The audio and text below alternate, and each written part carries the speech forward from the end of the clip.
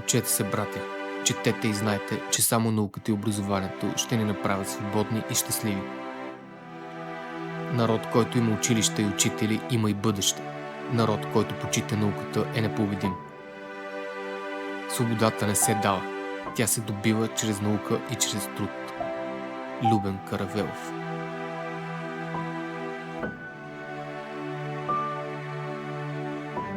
1945 година. Краят на Втората световна война. Война, която взе от нас доста. Територия, сила, самочувствие и стабилност. След 1945 година се възприема пруско-съветския модел, в който децата се разглеждат като суровина. Българското училище затваря вратите си за стария свят, за да се превърне в грандиозен социален експеримент. Но докато сградите ставаха по-големи, а грамотността масова, в самите основи на образованието ни беше заложен един фундаментален дефект. Училището беше проектирано да служи на системата, а не на човека. Днес, десетилетия по-късно, ние все още живеем с последиците от този избор. Създава се огромна бюрократична машина. Училището става тромаво и трудно за промяна. Документи, протоколи, дневници и така нататък. А какъв е проблемът?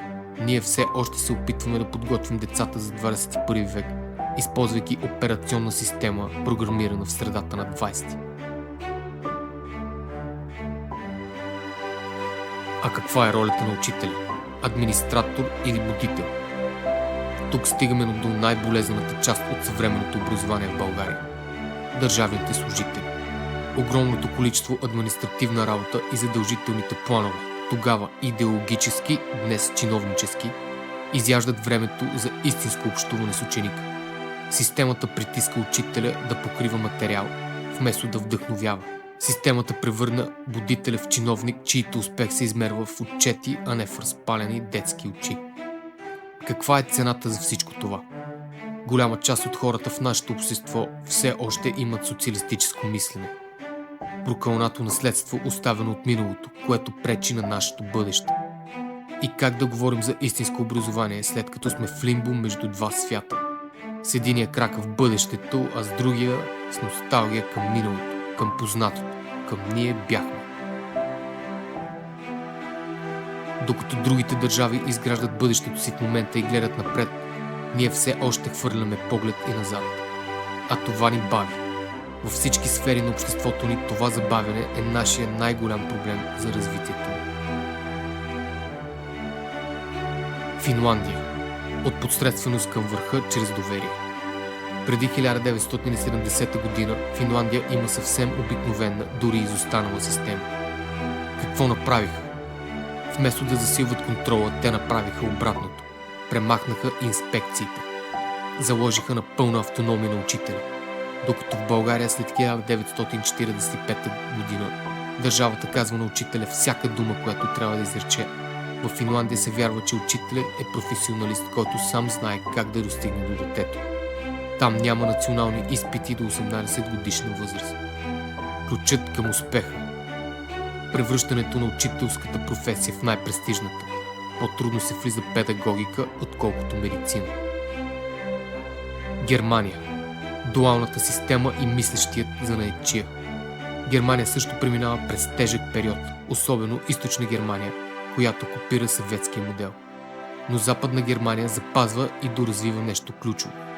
Какво направиха? Усъвършенстваха дуалното обучение. За разлика от нашия учебно-професионален комплекс, който беше формалност, в Германия бизнесът и училището са в симбиоза. В Германия образованието е тясно свързано с пазара, но без да жертва общата култура. Те научиха децата, че да си майстор е толкова престижно, колкото и да си инженер. Ключ към успеха. Ранно професионално ориентиране, което не е наказание за слабите ученици, а елитен път за развитие. Полша. Шоковата терапия в образованието. След падането на комунизма, Полша беше в същата позиция като нас, но в края на 90-те направи смела крачка. Какво направиха? Реформата Ханке, 1999 година. Те забавиха професионалното профилиране и дадоха на децата повече време за общото образование до 16 години. Докато ние запазихме тежките и сложни програми по история и литература, поляците се фокусираха върху уменията за четене с разбиране и математическото мислене. Ключ към успеха. Резултатите им в ПИСА изстреляха Полша от дъното до топ 10 в света само за едно десетилетие. Литва. Дигиталният скок и децентрализацията. Литва като бивша съветска република беше още по-дълбоко в машината от нас. Какво направиха? Те разбраха, че централизираната система от 1945 година не може да роди иновации. Литва инвестира масивно в дигитализация и автономия на училищните бюджети. В България парите следват ученика по начин, който често притиска училищата към количество за сметка на качество. Литва използва финансирането, за да стимулира иновативни методи на преподаване. Ключ към успеха. Бързо скъсване с бюрократичното наследство и фокус върху технологичната грамотност на учителите. Нека погледнем следната сравнителна диаграма. Проблемът у нас и пътят на успешните. При нас съществува централизация, заповеди от Министерството. При тях съществува автономия, решение на ниво училище и учител. При нас еднаквост, всички деца учат по един кълъп. При тях персонализация, учене според темпото на детето. При нас теория, зубрене на факти и дати. При тях практика, приложение на знанието в живота. При нас контрол, изпити и оценки като инструмент за страх. При тях доверие, оценката като обратна връзка за растеж. Докато Финландия реши да се довери безрезервно на своите учители, а Полша пренаписа приоритетите си, за да даде равен шанс на всяко дете, докато Германия превърна занаята в наука, изграждайки мост между класната стая и реалната икономика, а Литва разкъса веригите на съветската бюрокрация, за да превърне училищата си в дигитални лаборатории за бъдещето, нашето училище остана заложник на една структура, създадена за свят, който вече не съществува. 1990 година. Липса на посока. Българското училище влезе в прехода с старата си тежка структура, но без компас. Ако трябва да обобщим периода след 1990 година, той може да се нарече епохата на фасадната промяна.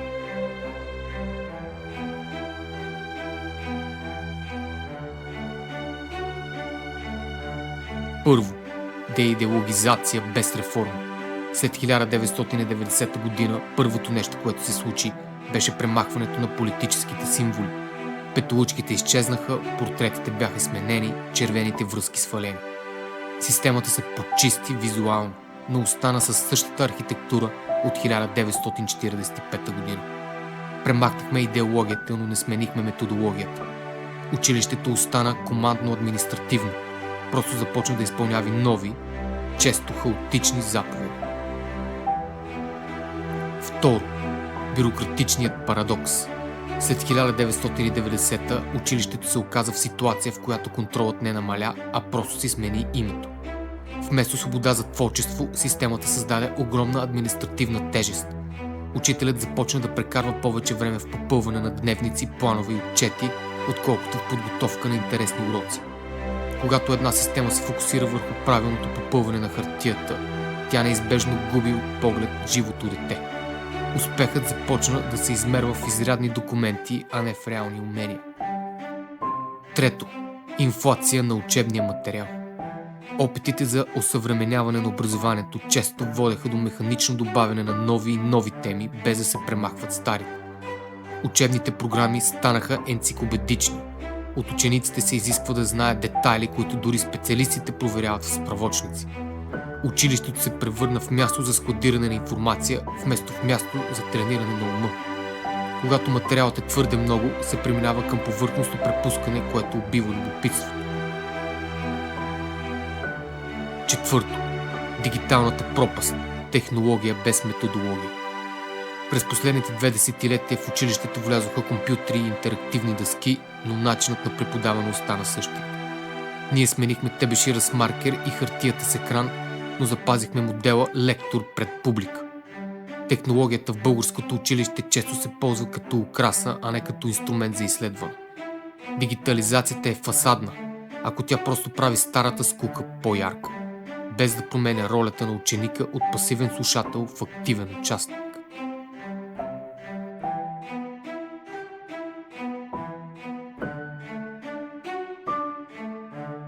А какво правеха те? Докато в България преходът беше плавен и административен, в Прибалтика и Централна Европа той беше екзистенциален. Те не просто смениха системата, те решиха да се родят наново. Литва и Балтийският път. Те разбраха, че ако искат да бъдат независими, трябва да имат граждани, които мислят критично. В Литва училището стана кауза, а у нас остана служба. Полша. Те признаха, че старата система не работи и я промениха из основа. Спряха да наказват за грешки и започнаха да стимулират логическото мислене. Германия. Обединението бе използвано за преквалификация на учителите и изкореняване на догматичното мислене. Демокрацията започна от чина. Финландия. По време на икономическа криза те инвестираха всичко в учителите, закриха инспекциите и заложиха на свободата и отговорността. Българското училище зависи от всички нас. Това е бъдещето на нашите деца и общество. Ако продължаваме да дълбаем на едно място, скоро няма да има на къде да дълбаем. Затова имаме нужда от истинска цел и смисъл, за да можем да фокусираме енергията си към бъдещето. Училището ражда нови личности, изгражда мост между знания, талант и умения и поддържа държавата. То е най-големият стълб на едно общество. От училището излизат лекарите, политиците, учителите и всички професии, които се грижат за обществото. Това е знак, че ако качеството на образованието се подобри, то и резултатите във всички сфери на човешкото съществуване ще се подобрят и ще изграждаме по-добър живот за нас. Децата са нашият шанс за по-добро утре. Нека не го пропиляваме в излишни спорове, тонове хартия, скучни уроци и безполезни предмети. Българското училище е достойно и трябва да се докаже пред всички, че може да подготвя качествени кадри и личности, които са готови за промяна. Не се страхувайте от промяната. Тя е пътят към по-светло и качествено бъдеще, както за нас, така и за нашите деца напред.